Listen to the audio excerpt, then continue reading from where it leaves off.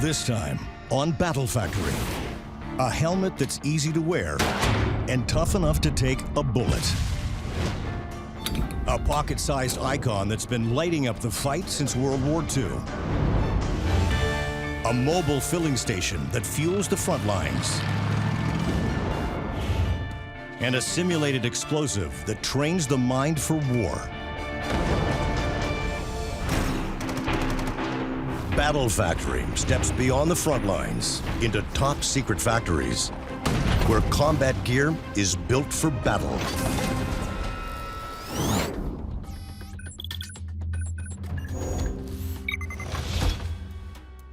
When these delicate snowflake shapes are pressed together, they'll form a piece of headgear that's comfortable enough to wear to war and tough enough to take a bullet. On October 3rd, 1993, a squad of U.S. Special Forces rappelled out of two Black Hawk helicopters onto the streets of Mogadishu, Somalia, in an attempt to seize two enemy lieutenants. The operation went south when the Somalis shot down the choppers and stranded the forces in an overnight standoff that inspired the movie Black Hawk Down. The Special Forces ops were willing to risk injury or worse rather than wear the uncomfortable Army-issue helmets that blocked their vision and messed with the communication system. So instead, they wore hockey helmets to the firefight. U.S. casualties were high. A plan was put into effect to design a helmet that soldiers could wear that would protect them in situations like the Mogadishu standoff. By the time troops shipped out to Iraq, the Special Ops helmet had been transformed into a ballistic helmet with mobility, visibility, and comfort. The Special Operations Delta helmet breaks down into two parts: the attachments and the body.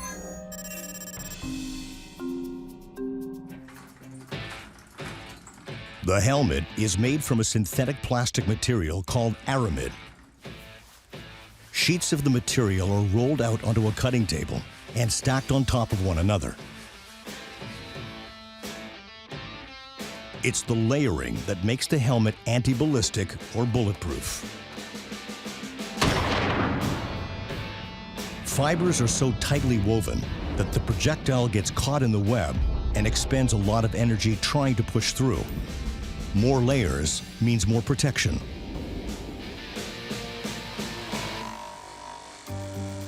Patterns are laid over the aramid sheets and cut with a bandsaw.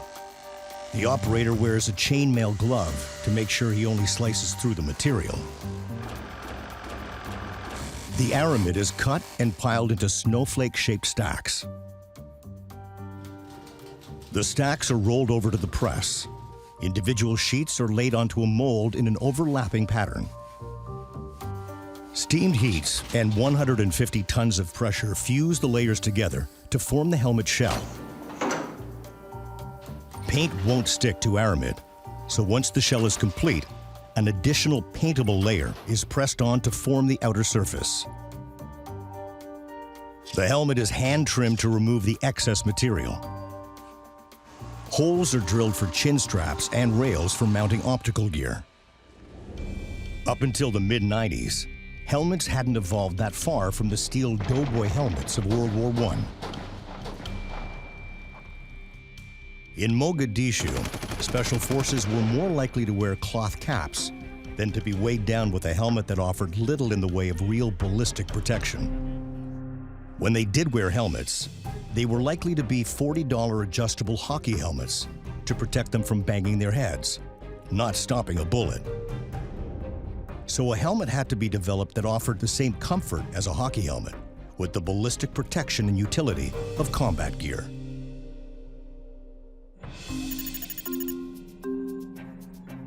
One helmet from each batch is tested by simulating a worst-case scenario: a bullet to the head.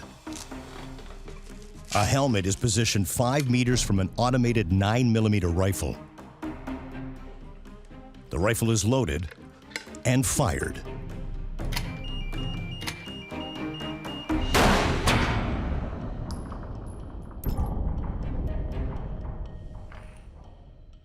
A bullet travels at almost 440 meters a second directly into the helmet. And while it does damage to the outer shell, it doesn't pierce it, which means in combat, it just saved a soldier's life.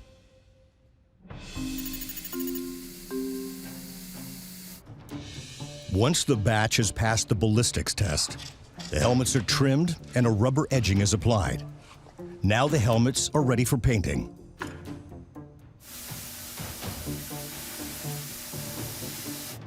Once the paint is dry, the helmet gets a camouflage coating using a process called hydrographics. The 5-color print comes on a film, which is cut to size and placed on the water surface. A chemical spray both dissolves the film and activates a bonding agent. The helmet is dipped into the vat through the print, which floats on the surface like an oil slick. The pattern sticks to the helmet, then a top coat seals in the design.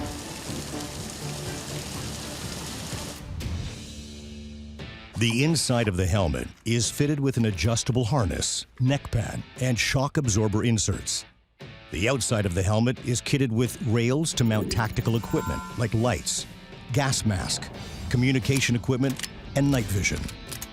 All the comforts of a $40 hockey helmet with the necessities of modern warfare. So wearing it shouldn't be an option. It's just using your head.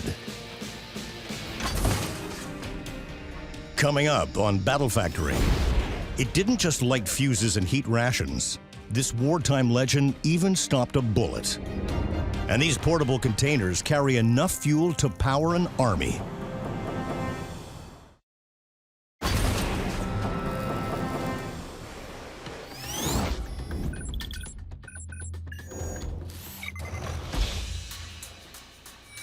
These ribbons of solid brass will get pressed into service as an icon that's known by its look, its sound, and its name, the Zippo.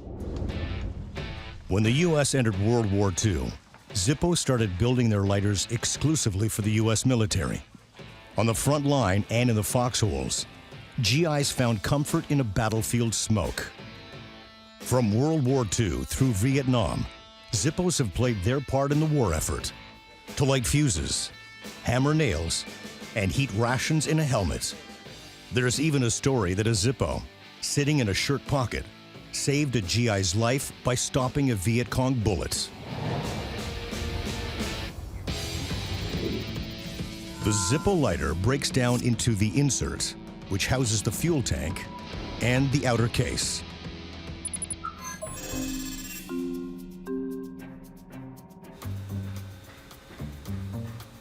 To make the outer case, 1-ton coils of pure brass are spooled out to a stamping machine, where 60 tons of pressure produce the lighter bottom.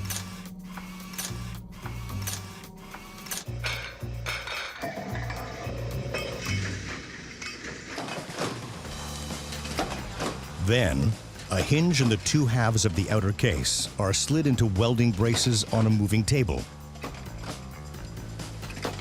Next, an electrode welds the hinges to the case. The flip-top case is what gives the Zippo its distinctive sound.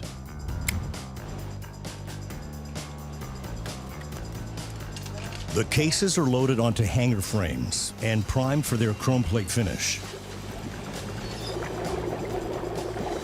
First with a nickel bath, and then with a cleaning solution.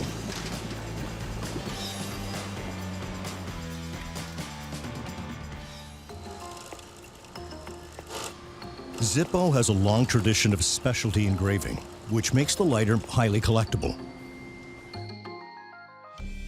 But some of the most sought-after Zippos are those personalized by the servicemen themselves. Called trench art, soldiers would engrave their names and messages on their Zippos. For many, their inscriptions became their epitaphs.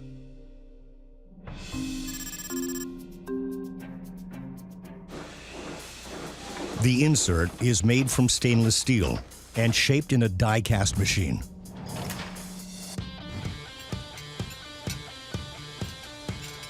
The inserts are transferred onto a conveyor belt. The flints, or spark wheels, are loaded into an assembly jig, followed by the cams, which will eventually act as a catch for the lighter lid. The cam is what keeps the Zippo lid shut. A wick is inserted and cut.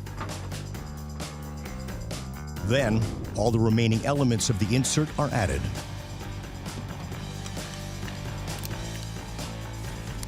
Finally, a flint screw is driven home to hold everything in place. The completed insert is press-fit into the outer case. The Zippo gets a once-over, a final buff, and it's good to go. For over 80 years, as a veteran of countless military theaters, over 500 million Zippos have been produced and have lit up the lives of 3 generations of servicemen and women.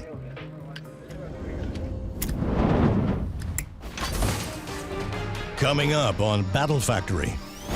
No matter where the fight takes you, these fuel containers can keep your motor running, and a simulated battleground prepares the soldier for the real thing.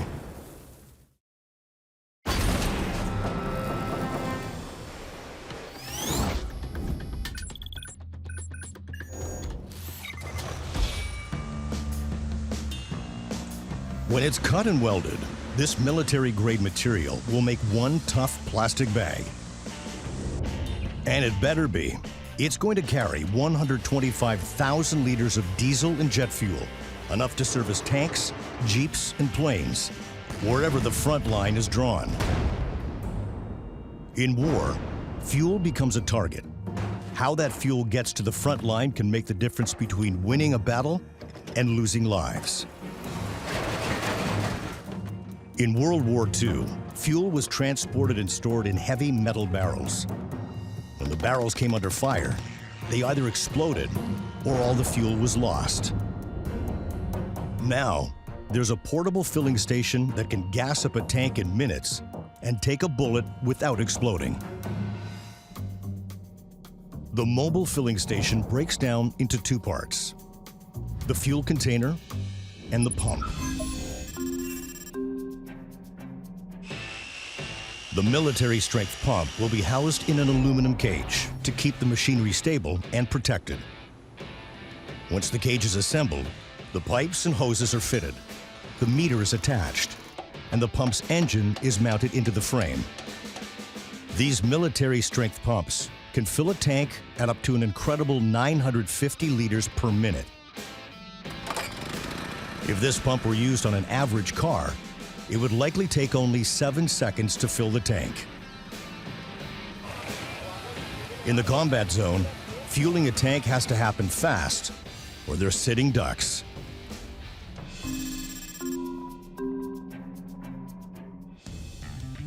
The fuel tank is not a conventional one, but a large foldable and reusable container. The bag is made from a top-secret formula of polyurethane and nylon. Each one is designed specifically for the type of fuel it's carrying and for where it will be deployed. And the shape is also not an accident. When a bomb goes off, it's the shock wave that can take out a vertical structure like a barrel instantly. But with these low-profile containers, the shock waves run into little resistance, so they roll right off the top of the container. In World War II, gasoline was stored in heavy metal barrels and pumped from large metal tanks. If the tank was pierced by a bullet, it had to be drained completely before it could be repaired with a welding torch. When these fuel containers come under fire, the hole can be plugged in seconds with a temporary screw plug, then permanently repaired with glue. To construct the fuel container, the sheets are joined together using radio frequency welding. Working like a microwave, it liquefies the top urethane coating from the inside out. The result is there's no longer a seam left. The pieces are bonded together at the molecular level. These seams will last for 10 years. There are two holes in the fuel container called flanges. One on top is used to pump fuel into the container, the other to pump it out. And the seal around those holes is critical. To make sure the fuel container is field ready, every seam, seal, and flange is tested. The bladder is overinflated with air, and a soapy liquid called leak tech is brushed on. If there's a leak, a bubble will form. An air leak here means a fuel leak in the combat zone. Thousands of dollars of fuel could be lost and put lives at risk. It passes the test and is ready for action. The container is then folded, loaded up, and prepped for travel. 6 of these mobile fueling stations can fit in an average shipping container. This is the equivalent of 8,700 metal barrels. In fact, Europe is still cleaning up the mess from World War II. Barrels are still being found today. Once it arrives on site, the folded container expands to 10.5 by 10.5 meters with a capacity of 125,000 liters of military-grade fuel. Each one holds enough diesel to gas up 107 Leopard 2 battle tanks. That's the equivalent of over 2,000 cars. Whatever the mission, these containers will fuel the fight. Coming up on Battle Factory, these special effect explosives mean gaining battlefield experience without losing your life.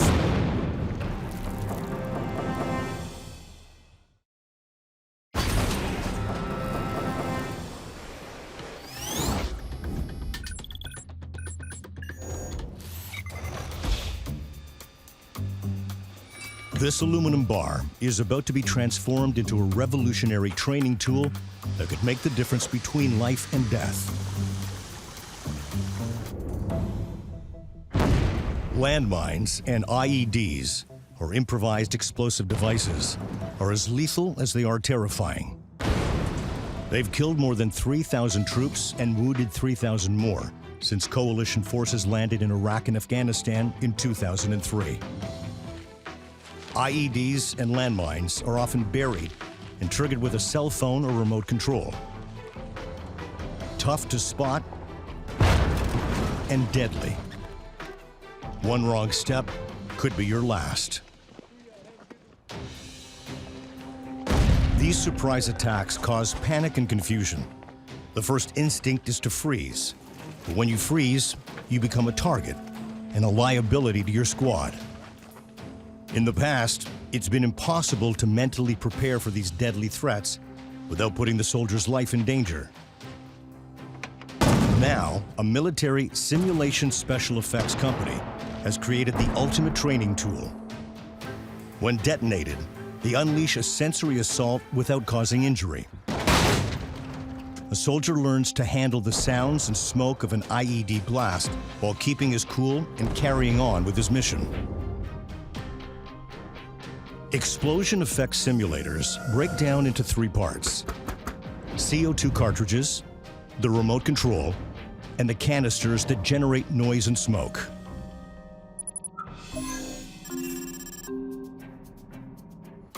Using precision craft and aluminum parts, assembly can begin. The first step is the burst disc, which seals the canister. This will house the special effects powder. It's locked into place with a robotic press. The components are pressure fit to complete the canister, and now work can begin on the remote detonation system.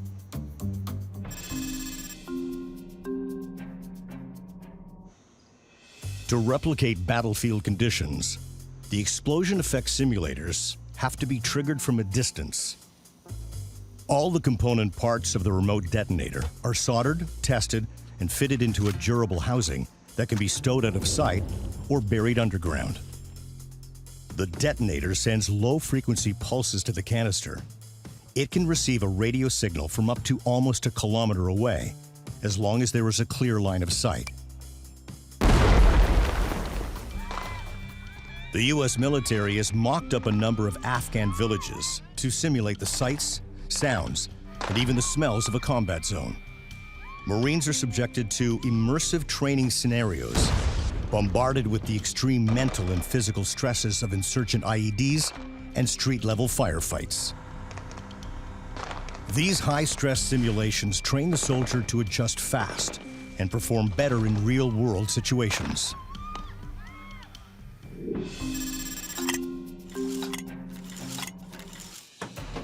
The trainer prepares for the field test by arming the explosive effect simulator.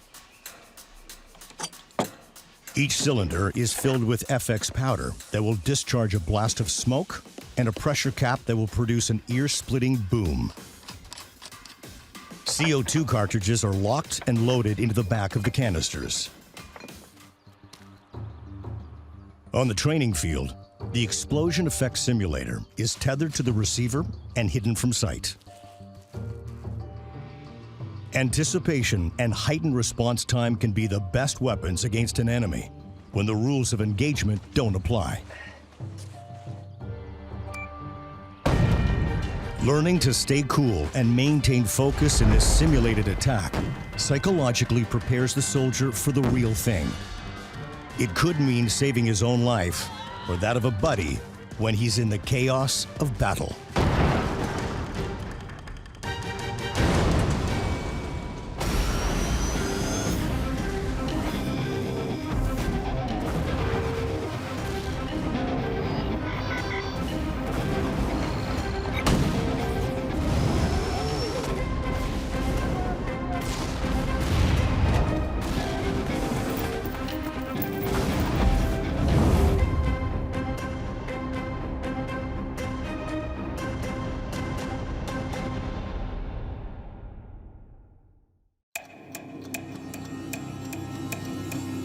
The Battle of France is over. The Battle of Britain is about to begin.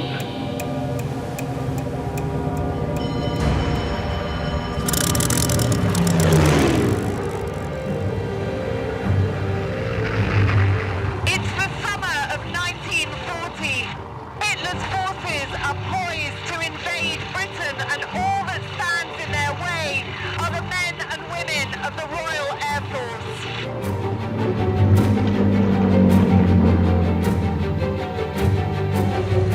As wave after wave of enemy bombers make their way towards Britain, commanders desperately try and figure out where they will strike next.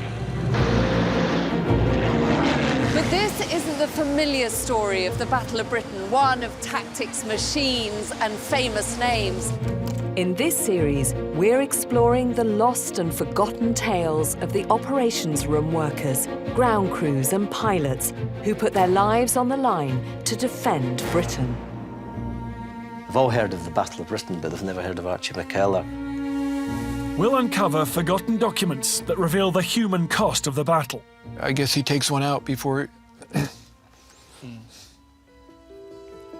And reliving moments of heroism. Even when my grandmother was talking about it at the age of 94, it always brought a tear to her eye. We've already explored 2 key days in the twists and turns of the battle.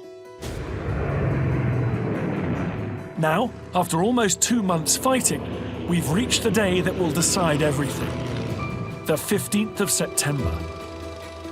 The Nazis are poised for the final push, and Britain must risk everything to survive. We'll be telling the story in minute-by-minute detail. As we retrace the 15th of September in the air...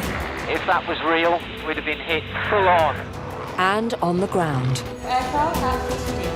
It was the greatest battle the RAF ever fought. And at its heart were the people.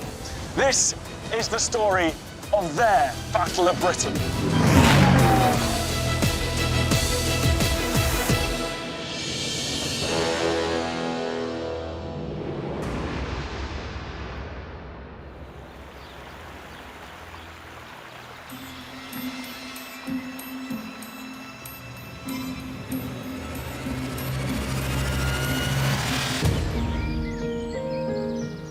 ...7 a.m., Sunday the 15th of September, 1940.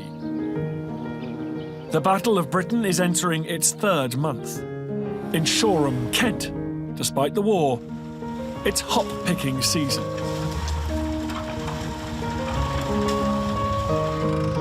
Today, the sky is clear. Perfect flying weather. Which means one thing. Hitler's Air Force, the Luftwaffe, will soon be here. People in villages like this were about to witness something extraordinary in the skies. The climax of the Battle of Britain. Shoreham was in what was called Bomber Alley. Luftwaffe bombers had to come up this route here from the continent towards London. But barring their way were the Hurricanes and the Spitfires of Fighter Command. The stage was set for what would be the biggest air battle in history to that point. Hitler is determined that the invasion of Britain will go ahead just days from now. Barges are poised to take German troops across the Channel, but invasion is only possible if the RAF is destroyed first. Today, the Nazis think this is their moment.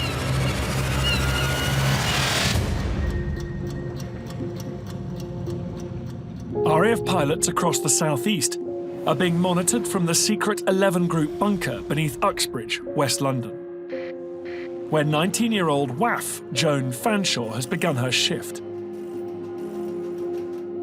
After spotting an ad looking for educated young women, just weeks later, Joan is now tracking activity in Bomber Alley. So far this morning, it's been quiet.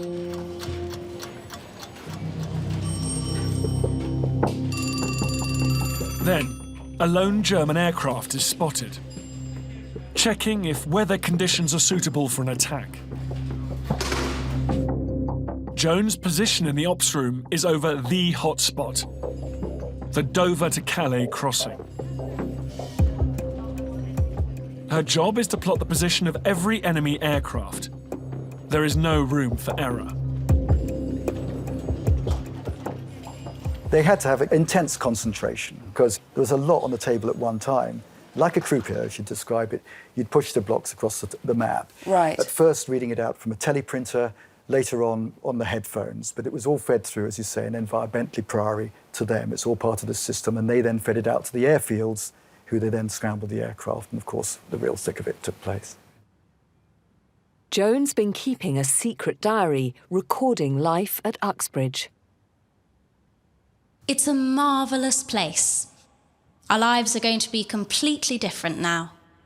The thing that strikes me, I mean, I know it's a very obvious thing to say, but she looks so young. I mean, she was a teenager. 19, yes, it is young. 19, and doing a job that proved to be absolutely vital to the success of the Battle of Britain.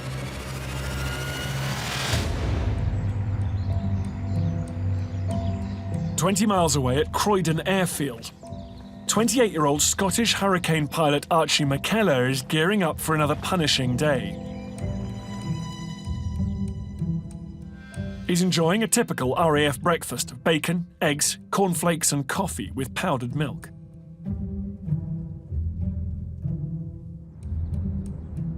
We've already seen how on the 15th of August, Archie shot down 3 Nazi aircraft from his base at Drem in Scotland.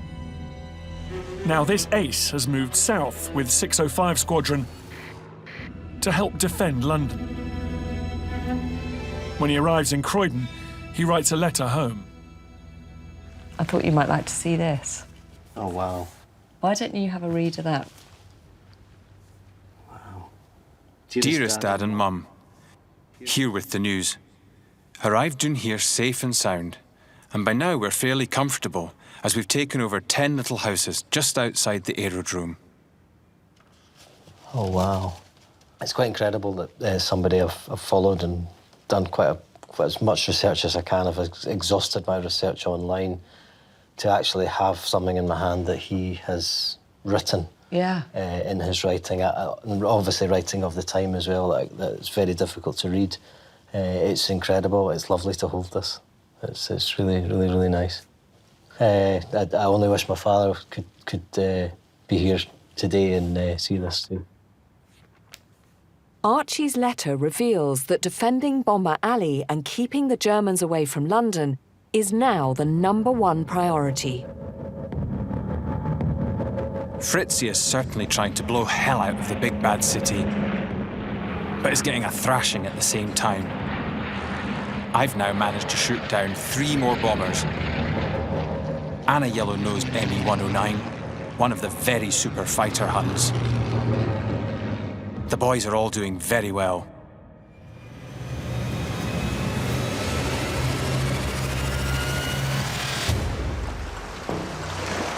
At 10:30, the fragile peace is suddenly shattered. Across the channel in France, Luftwaffe crews receive their orders. Prepare to attack. Radar picks up a signal from enemy aircraft gathering out there across the channel, ready to head in towards Kent. In the 11-group ops room, Joan plots the progress of this vast enemy formation of 300 aircraft.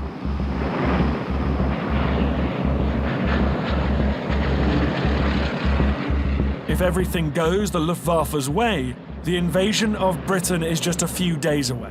All they need to do is cripple the RAF.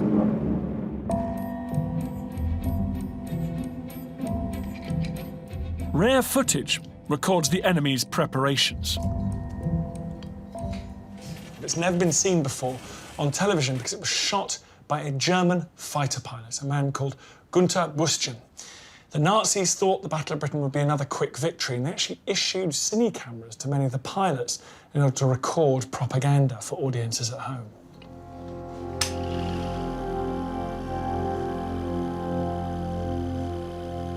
This airfield is actually called Coquelles. It's just outside Calais, and it's a different world to what's going on just on the other side of the channel, but it's not that far away, only about 35 miles from Kent.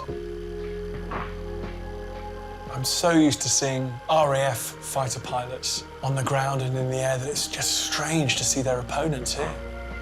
It does change the way you think about the Luftwaffe. But for me, they've always been portrayed as the distant, the enemy.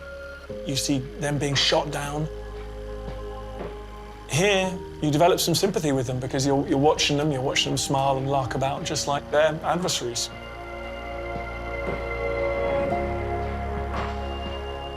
We know that Gunther's plane was a Messerschmitt 109. It had White 11 written on it. So. Oh, there you go, White 11, that's Gunther's plane. Despite how familiar they appear, the German pilots have a job to do. To destroy the RAF. We know that Gunther wasn't just a great cameraman, he was a heck of a fighter pilot as well. He shot down 6 RAF fighters during the Battle of Britain.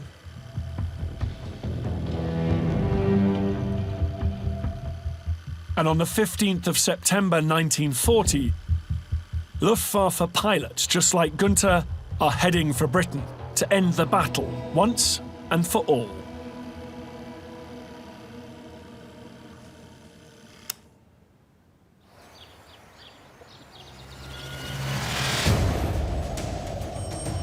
It's 11:18 a.m. A vast Luftwaffe attack force is getting closer to the Kent coast. RAF Fighter Command orders a mass scramble. 27 RAF squadrons take to the air over northern Kent, waiting. Here in Dover, observers spot the first wave of Luftwaffe aircraft heading across the channel. They're heading straight up Bomber Alley towards London.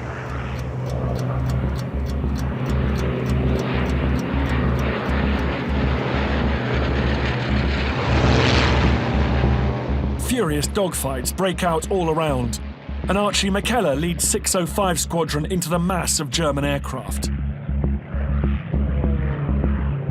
He shoots down 2, which disappear into the clouds. 12:20. In the skies are around 250 RAF planes, battling to block the incoming enemy onslaught and defend London. Among them are the Polish pilots of 303 Squadron, including Ludwik Paskiewicz, who's already shot down 4 enemy aircraft during the Battle of Britain. Him and the other Poles are patrolling over Folkestone when they spot an enemy raid. They engage, and in the ensuing battle, 8 Messerschmitts are shot down and 2 Dornier 17s. And Paskiewicz shoots down one of them. Despite Paskiewicz's expertise, the RAF insists the Polish squadron must be led by an English speaker. I've come to the Sikorsky Museum to look at Paskiewicz's journal. It has an entry in Polish for this day. What does he have to say about the 15th of September? Being a typical Pole, he again complains about his leader. He says, for example, his leader didn't see the German aircraft being in the area. And thanks to his maneuvers, the whole squadron broke into pieces. He wasn't very impressed. Right. So do you think that the Polish pilots, like Ludwik, still felt slightly kind of put out that they had a British commander rather than a Polish Absolutely. commander? They were questioning their abilities and skills. For them, they were just headless chicken. Right. Flying modern aircraft with no experience, especially with no combat experience, whilst most of Polish pilots, including Ludwik, they had massive flying and fighting experience from France and from Poland. With their aggressive flying, the Polish 303 Squadron shot down 126 enemy planes. Other squadrons managed around 90.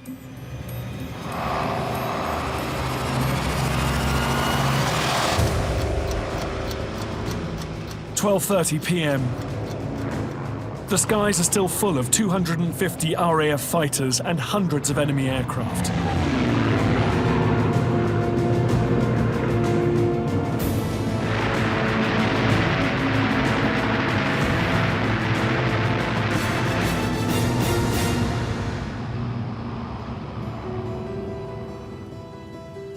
On the ground, 5-year-old Raymond Cornwall from Shoreham is watching the action overhead. So that's the little boy that watched Hitler's Air Force heading to and from London every day. Yes, afraid so. And was the village ever attacked specifically? Yes. Now, this was one morning that I certainly remember. Messerschmitt 109E. It came from the south up through Filston Lane, and it was right just at treetop height. It was very low, and I literally stopped, and it went straight across the village. And as it got as far as the Church Street, it started going, this machine gun right up through the village, and I think that upset one of the people up there. Oh, Joe Suckett, it killed one of his rabbits, but fortunately no one else was killed.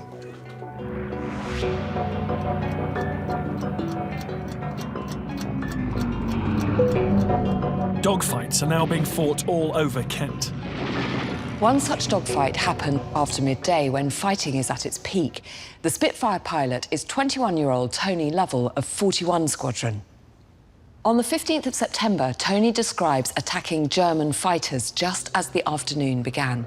He writes, "We broke up to attack Me-109s, which were attacking us. I sighted my 109 turning east and diving. I dived after him and chased him for some 15 miles in and out of clouds."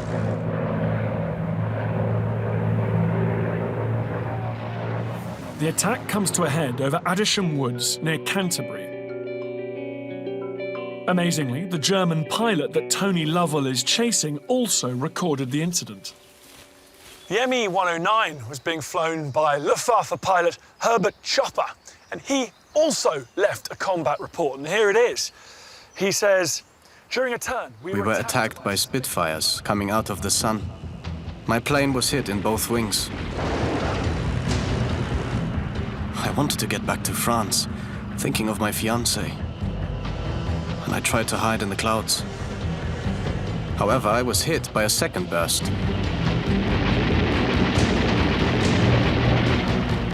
Tony Lovell has critically damaged Chopper's plane.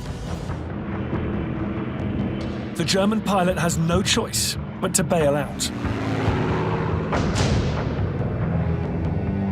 A third burst hit home. An explosion followed, and I found myself hanging from a parachute. 2 Spitfires circled me.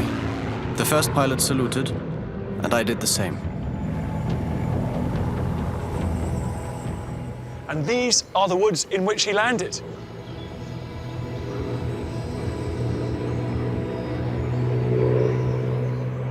Tony Lovell continues fighting until 12:45, helping his squadron claim another 2 German aircraft.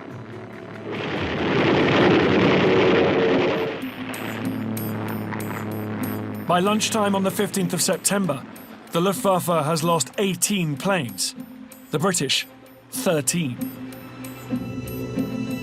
Neither side knows if they will end this critical day with victory or defeat.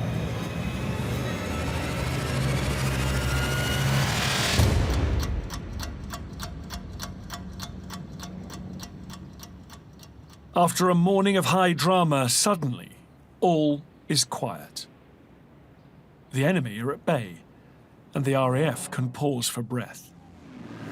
In the Uxbridge operations room, 19-year-old Joan Fanshawe finishes her shift, as her secret diary reveals. September the 15th. On duty till nearly 1 o'clock, because Churchill's upstairs and we could not change over in a blitz. So would she usually have come off at 12? Yes, so she was a bit fed up. I was in a fit because I was going to meet Eva and her father at Hammersmith at 1 o'clock. However, I found they were waiting when I got there. We were going to have lunch when the sirens went, so we had to go to the shelter. So Churchill was actually at Uxbridge? He certainly was. There were several days where in her diary she mentions Churchill being there and even the King and Queen. And that's all she has to say about it, that Churchill actually scuppered her lunch plans. That is pretty much what she's saying. I love your mum. The juxtaposition between the two, isn't it? Between yeah. the extraordinary business of what's going on in her workplace and then trying to fit a social life around it, yeah. Being scuppered by an air raid. And Churchill, in fact, being slightly scuppered by Churchill.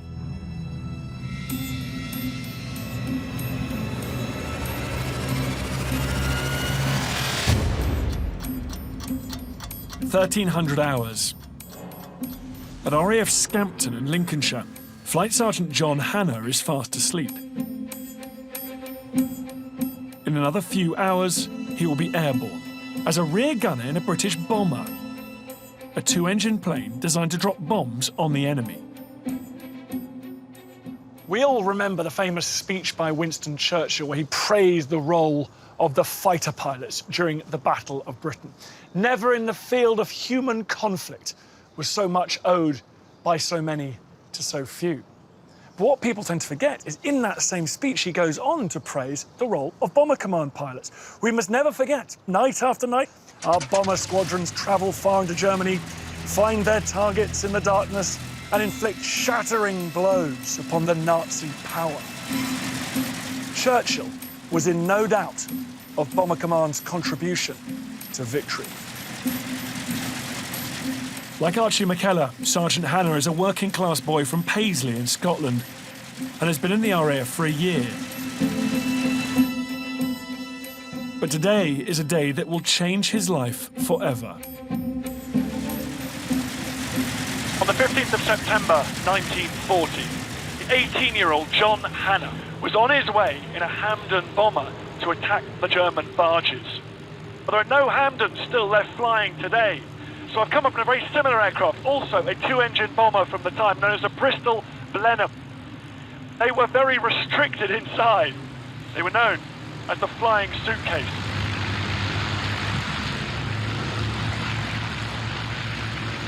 And we're off. And we're off. So John Hanna was a wireless operator and a machine gunner, apparently. Yeah, so he would have been in the rear in this aeroplane, How dangerous was it to be a bomber crew in 1940? The losses were huge. You know, it was the case they would send the squadrons out to bomb various bridges and not one of them would come back. And if they did get struck by enemy fire, was there any chance that the crew might survive? If they were high enough, they could bail out. There's a bailing out hatch in front of you there, or the pilot would go through the roof. But the chances of doing that successfully were pretty small, and lots of the crews actually simply didn't make that. After attacking German troop barges near Antwerp in Belgium, John and his crew are battered by heavy anti-aircraft fire.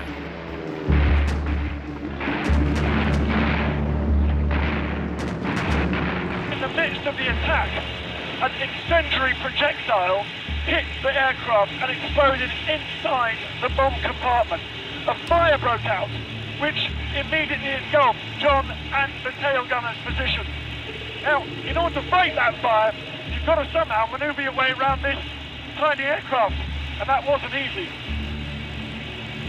John started to move around the aircraft, desperately trying to fight the fire.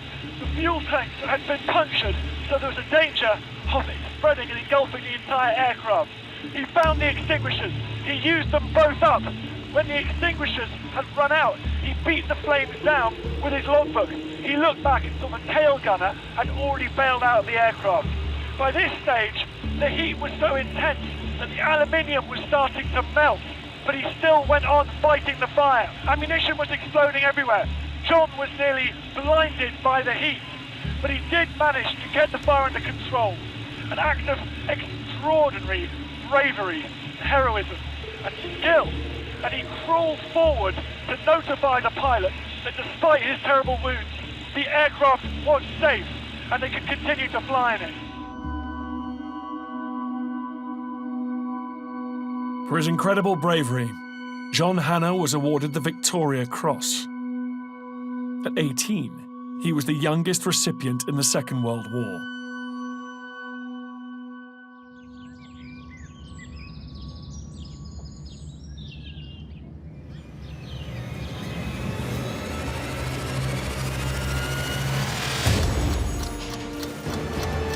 At 2 p.m.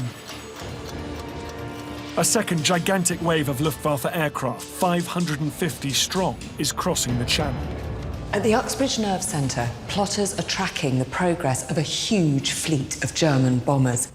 RAF High Command know that the Luftwaffe are going to throw everything they have at this, their final push to crush the RAF. In turn, the RAF is throwing everything it has at defending London. At one point, Churchill, sitting in his chair up there, turns to Air Vice Marshal Park and asks, "How many aircraft do you have in reserve?"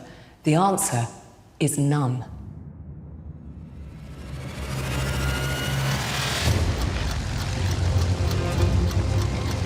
At 2:25, Fighter Command risks everything. Every pilot takes to the air. Among them is 19-year-old William Hopkin, who we met defending the south coast on the 15th of August. The rest of his squadron have been sent north to rest, but William is considered fit enough to keep flying. So today, he's still on the front line. So he had no break whatsoever. See, he then continued throughout the busy period of September, right through to the end of battle at the end of October, with no break, no rest, no whatsoever. And then once the battle was over, he then continued through till the following August, September 41, by which time he'd been in the front line and operational daily for over a year, in fact, 14, 15 months. And he was quite clearly exhausted, fatigued, and I suspect, today we'd probably potentially might be calling it other things to this day. But, I do remember my mother telling me that when she married him in 45, he was skin and bone. He had no weight on him, no flesh on him at all. He smoked like a trooper. He had a dreadful tic, constantly moving his head, all which were obviously indicative of the long-term strain that he was suffering from at that time.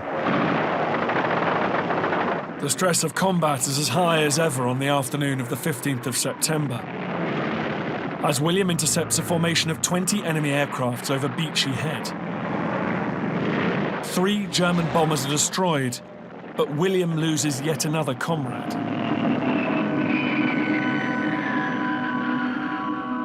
Despite his experiences, William manages to fight on. But for some pilots that day, the pressure became too much.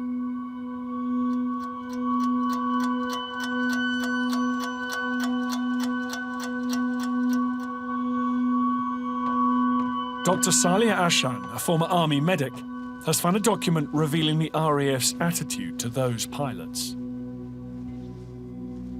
So if someone presented with they might have said a nervous illness with psychiatric symptoms, what was the protocol? Today, we would possibly think of PTSD, post-traumatic stress disorder, but that term today had a whole load of different names at that time. One of the things that they describe it as is lack of moral fibre.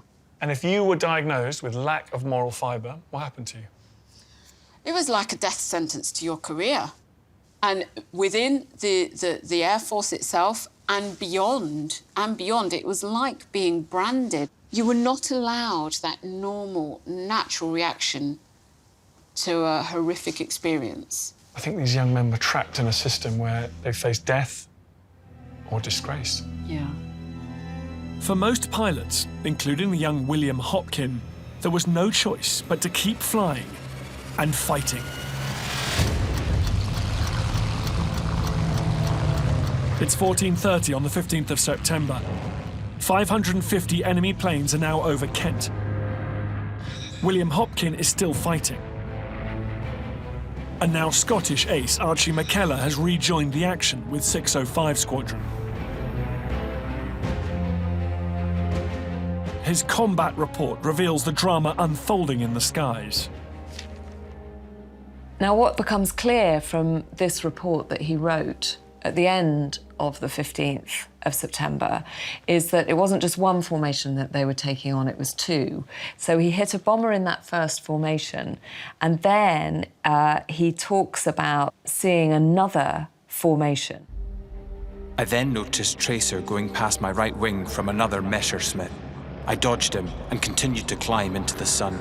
By this time, another bomber formation of 24 aircraft was approaching with no obvious fighter escort.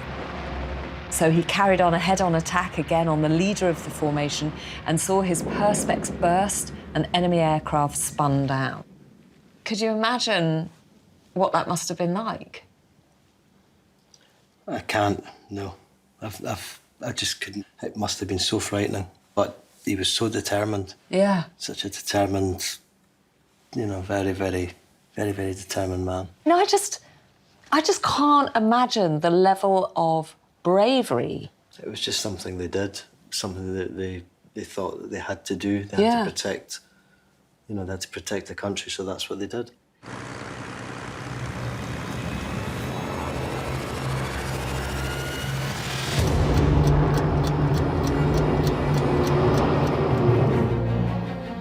The wave of German aircraft by now stretches for 10 miles and is heading for London. As the RAF attempt to break up the swarm, fierce dogfights break out over Romney Marshes, Maidstone and Dartford. The Polish 303 Squadron is in action over Gravesend, and enemy bombers are now over Surrey. The Nazi High Command believe that now, finally, London is theirs for the taking. But the RAF has a powerful new tactic. A big wing, or super squadron of 56 planes flying in formation at 16,000 feet, now arrives over Maidstone. It is a complete shock to the Luftwaffe pilots, who are now faced with the most British fighters they've ever seen. They scatter. But there is one German fighter pilot who is determined to ensure victory. Luftwaffe ace Adolf Galland. Leading this gigantic Luftwaffe raid is one of the Luftwaffe star pilots. Yeah. What's he expecting in his fellow pilots when they arrive over London? Well, they're told that there's about 40 aircraft that they're going to encounter, which Galland always believed was probably highly inaccurate. He estimated there'd be probably twice as many. In fact, there was more than 250 aircraft that they encountered on that day, and that was a total shock. I mean, it must have been devastating for their morale. Well, it certainly was, and it was a completely unexpected encounter. The German fighter forces were completely overwhelmed. Suddenly, the RAF has gained the upper hand. But the next few hours will be critical.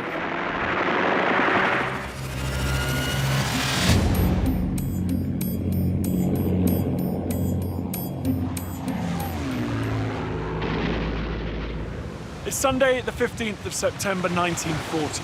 So far, 2 waves of Luftwaffe bombers, escorted by fighter aircraft, have crossed the Channel to attack London. It's mid-afternoon, and that second wave is pounding Britain's capital city. The German bombers are carrying 120 tons of explosives.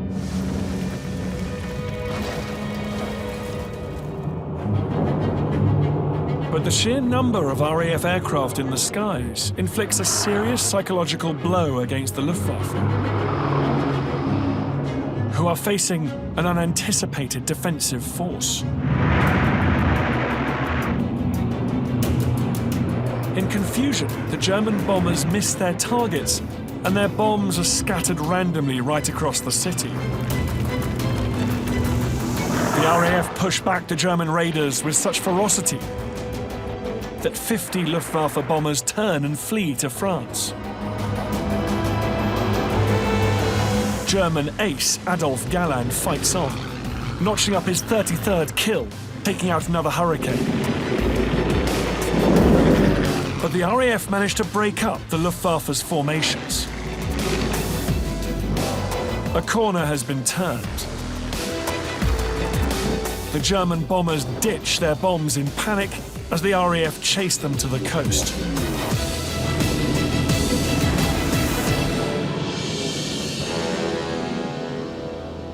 At 3:45, the last enemy bomber disappears from the radar. By mid-afternoon, the fighting was over for another day. Around 1,500 planes had taken part in the air battles. The RAF has had serious losses today, 26 planes. But for the Luftwaffe, it's far worse. 56 aircraft destroyed, the most on any day in the Battle of Britain. In Berlin, the alarm bells are ringing. These losses are simply unsustainable. Stephen, at the end of the day, on the 15th of September 1940, what has the Luftwaffe learned about the RAF? They were expecting to find the RAF on its knees, and in fact, what they found was a defensive force that appeared to be, and was in fact, stronger than ever before. They'd spent all that time thinking that they were going to destroy them, and they realized that they were just as far away from that goal as they'd been in August when they started. They finally realized that they'd been spending a whole month getting absolutely nowhere. It was a shock. How important were these young men? It's quite arresting to actually come across genuinely modest men who simply thought they were doing their duty, which is what Churchill asked the whole country to do. If we but do our duty, people will say this is their finest hour. And that, for them, I think, in many ways, it was.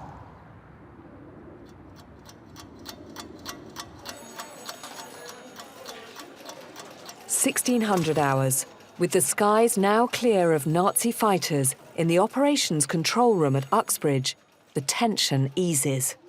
Even the Prime Minister, who's been watching the day's events unfold, feels able to leave. And Joan Fanshaw's secret diary records the moment. There's just a little bit more that comes up later, and that is that when Churchill did disappear, all the girls then went up and found his cigar and carved it up amongst them. So obviously he was, well-known celebrity with his cigar as their Prime Minister, of course, and so it wasn't without some knowledge of they would keep where they little were. souvenirs of bits of his cigar. They did indeed. Funny. Yeah. How funny. At the end of her shift, clutching her cigar souvenir, Joan left work and met her friend. She never discussed her war work till much later in her life, but her secret diaries give us a personal insight into those crucial few days. But for the pilots on both sides of this bitter conflict, the story did not completely end on the 15th of September. Just 12 days later, pilot Ludwik Paskiewicz was shot down. He didn't survive the crash landing in Kent. His family would never see him again. And do we know whether Paskiewicz's wife and daughter survived the war? Yes, his wife survived the war. Unfortunately, his daughter died only a year after Paskiewicz's death. She was ill and she passed away in 1941.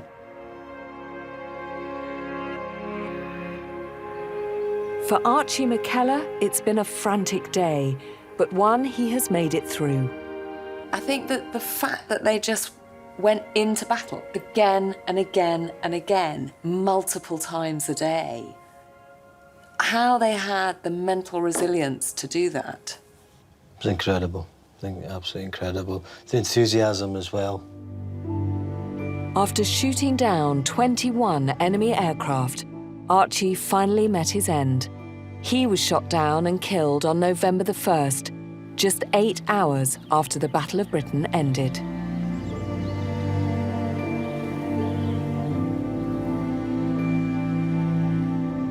Tony Lovell, who had forced Herbert Chopper to parachute into Adisham Woods, died in a crash landing 3 months after the end of the war in Europe. Herbert Chopper spent the next 6 years as a prisoner of war, during which he was married to his fiancée back home by proxy. When he finally returned to Germany after the war, he met his daughter for the first time. John Hanna, awarded the Victoria Cross, aged 18 for bravery, was left physically and mentally scarred by his experiences. The story has a desperately sad postscript. The following year, he developed tuberculosis, and that forced him to stop flying. He became a taxi driver in desperation to support his wife and 3 small daughters. He lost an unequal struggle in 1947, dying on the 7th of June, aged just 26. A year after September the 15th, William Hopkin was awarded the Distinguished Flying Cross and promoted to Flight Commander. He survived the war, but died in 1971, aged just 49.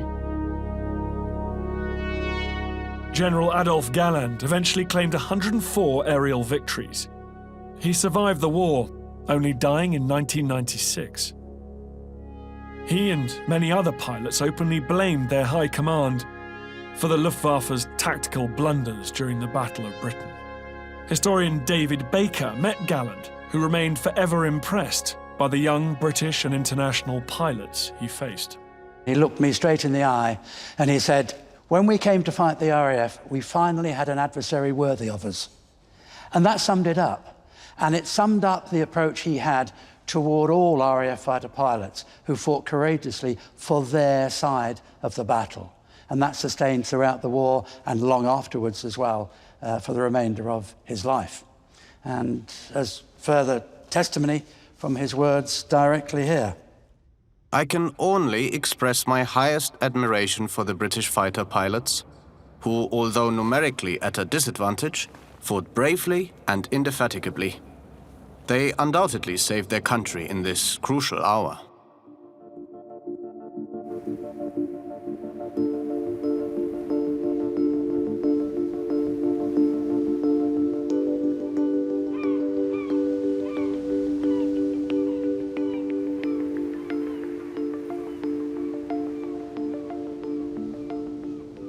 The Battle of Britain raged for 113 long and perilous days throughout the summer of 1940.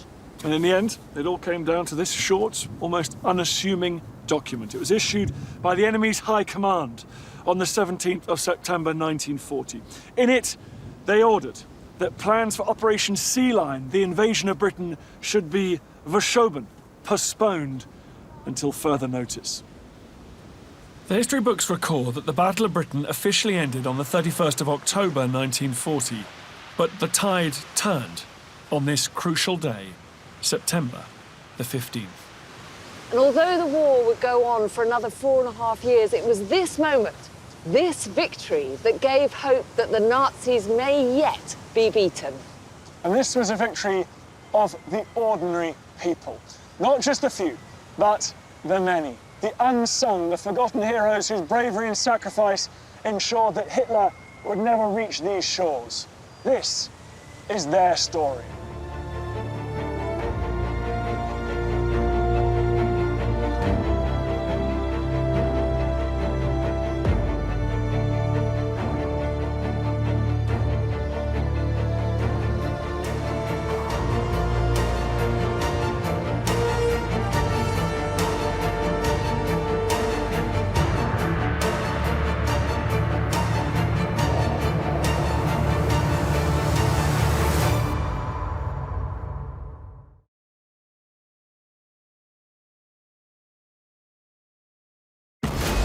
This time on Battle Factory, a combat suit for hiding in plain sight. A troop carrier with teeth that'll bite into any terrain. A pump truck that can shoot on the move. And a new take on a classic sidearm. Battle Factory steps beyond the front lines into top secret factories where combat gear is built for battle.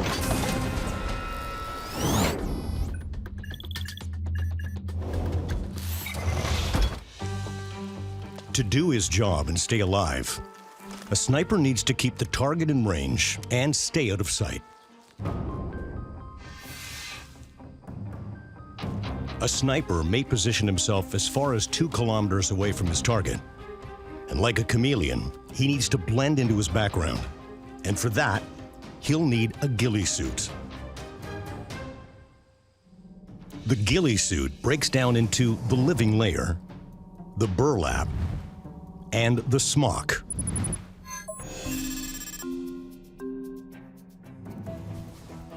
Ghillie suits are the ultimate camouflage, handcrafted by the sniper himself during training.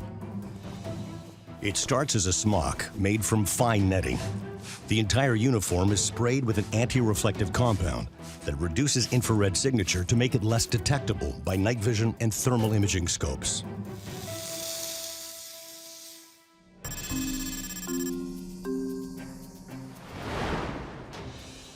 The shoulders, arms, and chest area are softened so it looks less like a human form. The way to achieve this is with thousands of strands of material looped into the uniform's smock. Unraveled burlap looks natural and works best. The burlap is pulled apart by hand until there's enough thread to cover the suit. To match the foliage, some of the burlap is dyed.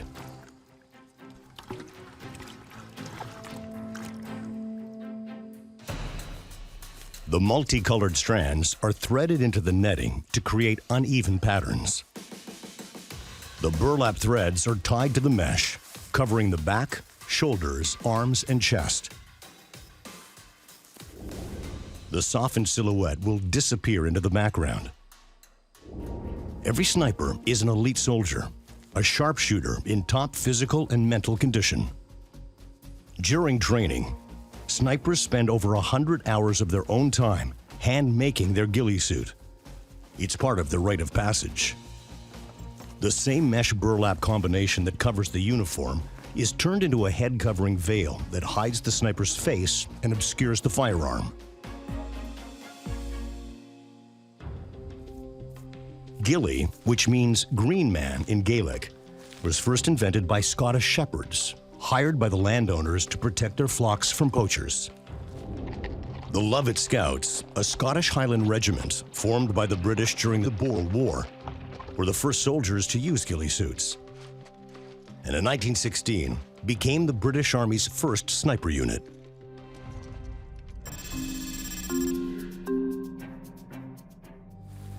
Once complete, the ghillie suit is distressed by dragging it through the dirt. Finally, the suit is sprayed with a fire retardant to make sure sparks from the rifle don't ignite the flammable burlap fibers. In the field, the sniper collects local vegetation, fastening bits of twigs, leaves, and grass to form a suit that's a perfect match for the surroundings.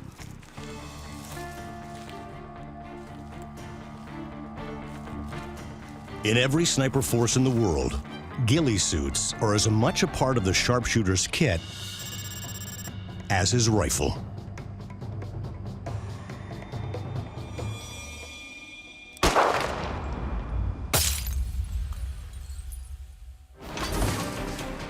Coming up on Battle Factory, a tough transport vehicle with a customized weapon system, and a fire truck for when the blaze goes beyond the city limits.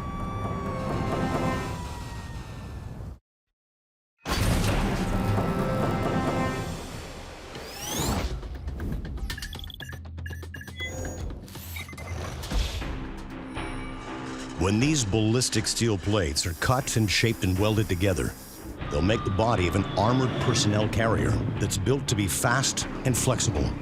The CV-90 is the next best thing to a battle tank, but faster and more maneuverable. It can be fitted with or without a turret, with weapon options that include machine guns, cannons, and grenade launchers. The CV-90 is the Swiss Army knife of heavy artillery. It can be customized to suit the mission. In 2007, in Afghanistan, the CV-90 first saw action during Operation Harakati Yolo, a ground offensive to oust Taliban militants from northern Afghanistan. The CV-90, carrying a Norwegian battalion, took heavy insurgent fire. In a high-speed chase over hostile terrain, it outran the enemy, then returned fire with machine guns and cannon rounds until the CV-90s were able to beat back the Taliban and get the troops safely home.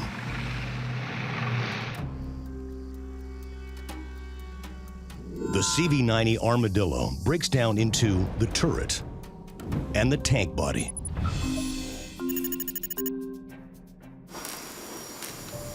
The CV-90's armor plating starts out as laser-cut sheets of bulletproof metal.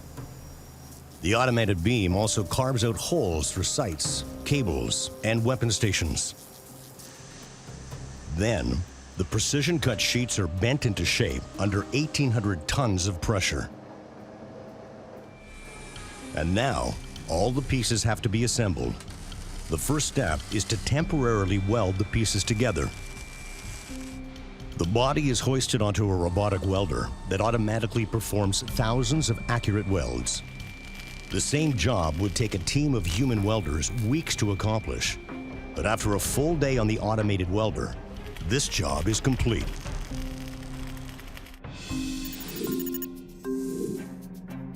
Flaws in the welds aren't usually visible to the naked eye. The only way to find them is with an X-ray machine. There are critical spots on the CV-90 that will take the brunt of the weight when it's deployed. When the 35,000 kilo CV-90 hits a bump in the road at 70 clicks an hour, even a hairline fracture could put the whole frame out of whack. At the measuring station, techs use lasers and handheld probes to make sure that every surface and angle is accurate. The probe can tell if it's off by more than 0.05 of a millimeter, and if it doesn't line up with the other components of the vehicle, it won't be able to accommodate the modular weapon system.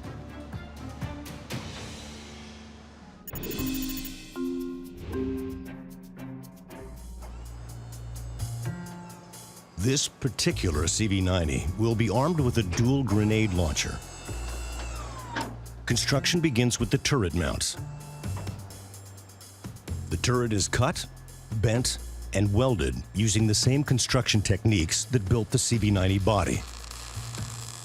This same turret can be customized with multiple weapon configurations, from as small as a .50 caliber machine gun, all the way up to a full-sized battle tank cannon. Wiring and cables will connect the turret to computer controls. If everything functions perfectly, the turret will be secured to the CV-90 body.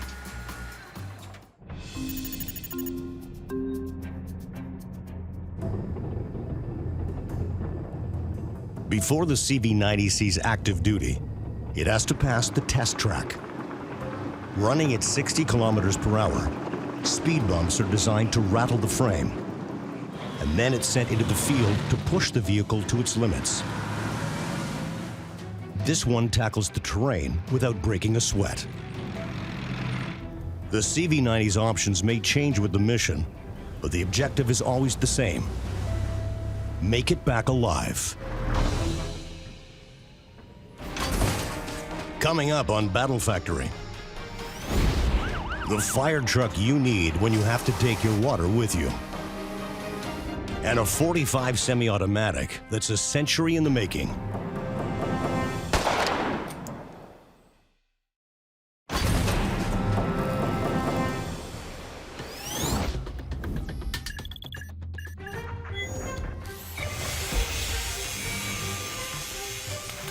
When this aluminum tank is finished, it'll hold 3,700 liters. That's enough water for a small swimming pool, or to put out a good-sized blaze. And it'll be sitting on the back of a mobile fire truck.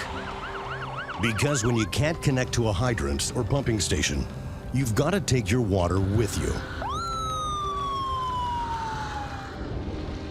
In times of war, firefighters can't rely on conventional water supplies.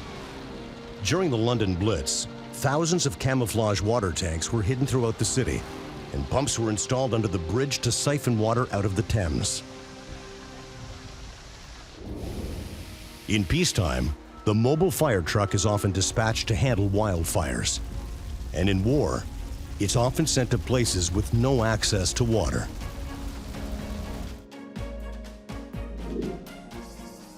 The Grizzly Pumper fire rescue truck breaks down into the water tank and the pump house.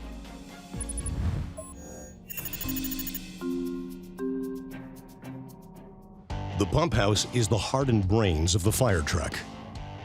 Gauges and wires are housed in an aluminum cabinet, which sits in the middle of the truck body and controls the pressure of the water jets.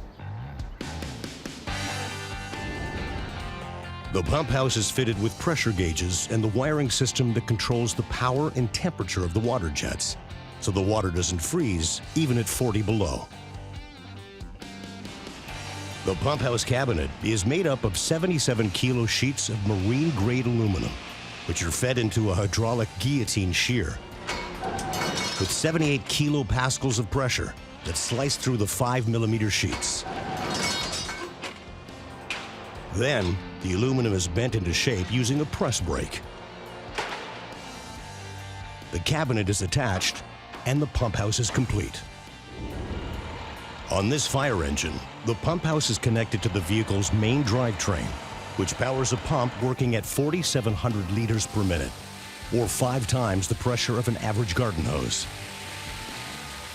This pump and roll capability means the truck can spray water on the move. During the Bosnian War, fire trucks equipped with onboard water tanks fought the flames during the siege of Sarajevo.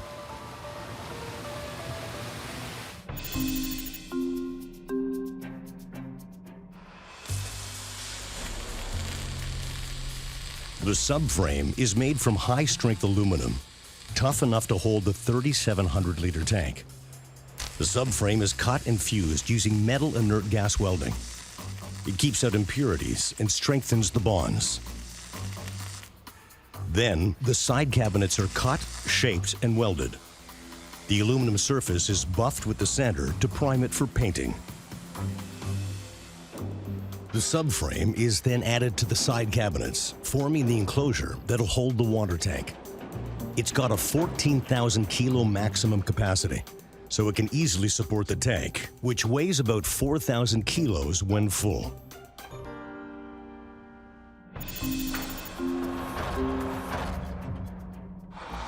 The fire engine starts its life as a stock cab and chassis. Once the truck bed is ready, the pump house is lowered onto the chassis.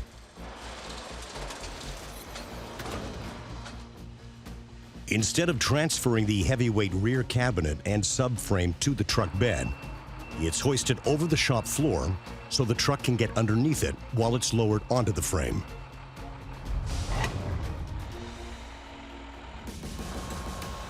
Then, the tank is dropped in. The pump house is connected and wired to the truck's computer. This controls the water flow and makes sure the pressure doesn't get dangerously high.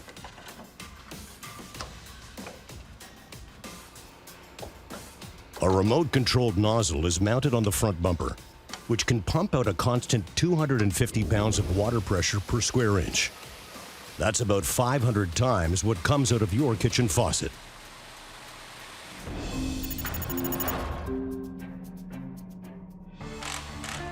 The seats installed in the truck's cab include built-in oxygen tanks, so when the firefighter mounts up, he can slip right into his air supply.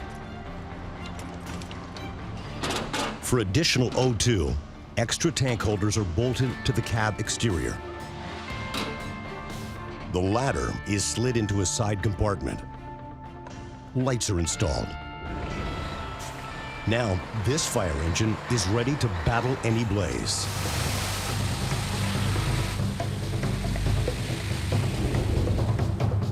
No matter where the call, the Grizzly Pumper Rescue Fire Engine can bring the fight to the fire.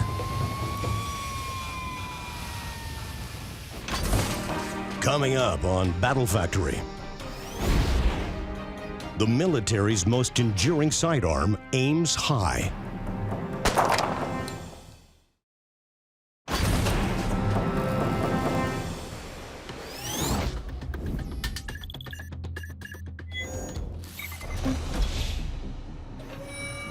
This block of steel will be transformed by innovation and artistry into the ultimate update of an American classic. An iconic sidearm and a formidable weapon. The 1911 semi-automatic handgun was invented over a century ago by second-generation gunsmith John Moses Browning, one of the fathers of modern firearms. The 1911 did tours of duty in both World Wars and Vietnam, and is still prized today by collectors and enthusiasts. The design has changed very little in the last 100 years. The 1911 breaks down into the slide and the frame.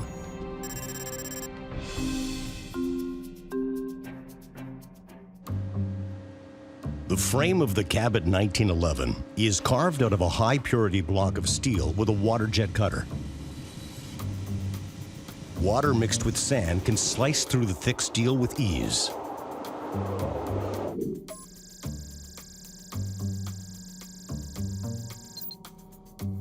What comes out of the water already resembles the 1911 signature profile. Once it's been cut, the body is machined on a CNC, or computer numerical controlled router.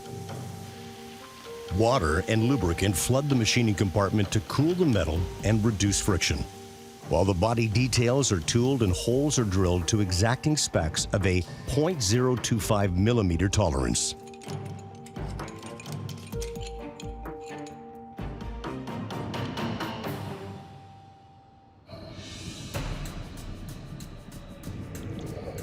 The pistol body is again submerged in water, this time to conduct electricity.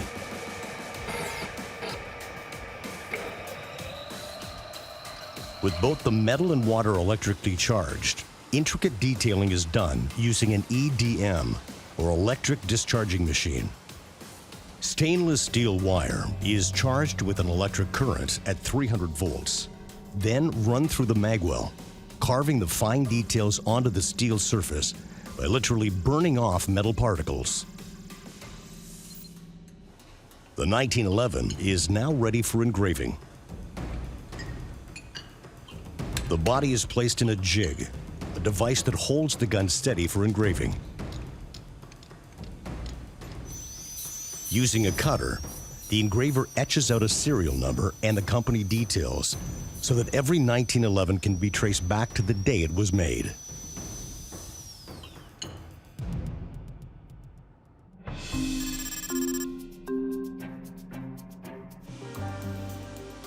The slide of the gun is cut using the same water jet cutting method as the body. The spring-loaded slide of a handgun is pulled back to cock the hammer, then grabs the cartridge and pushes it into the chamber of the barrel on its way back.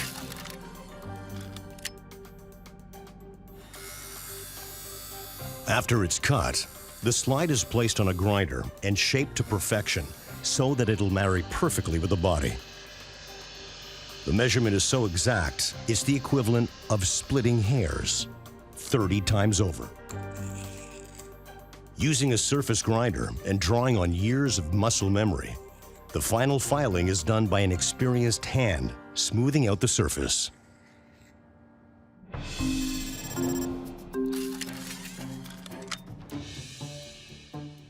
What makes this gun special is that it's constructed to fit together perfectly without any adjustments or alterations.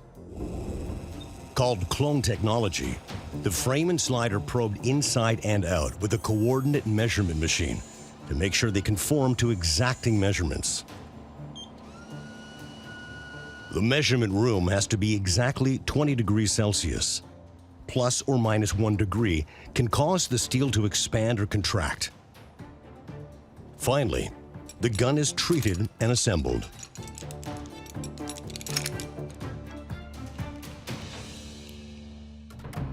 Since its creation in 1911, the semi-automatic pistol has been an icon and the stuff of legend. But the most incredible 1911 story comes from World War II. When Lieutenant Owen J. Baggett's plane was shot out of the sky over India, he bailed out, only to become a floating target. A Japanese Zero fighter plane was headed straight for him, machine guns drawn.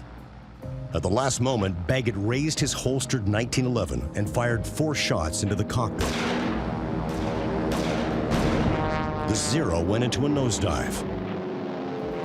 One man took on the most notorious Japanese fighter in the sky with nothing but his 1911 sidearm, and he won. For over a century and through countless battles, the 1911 has been locked, loaded, and ready for action.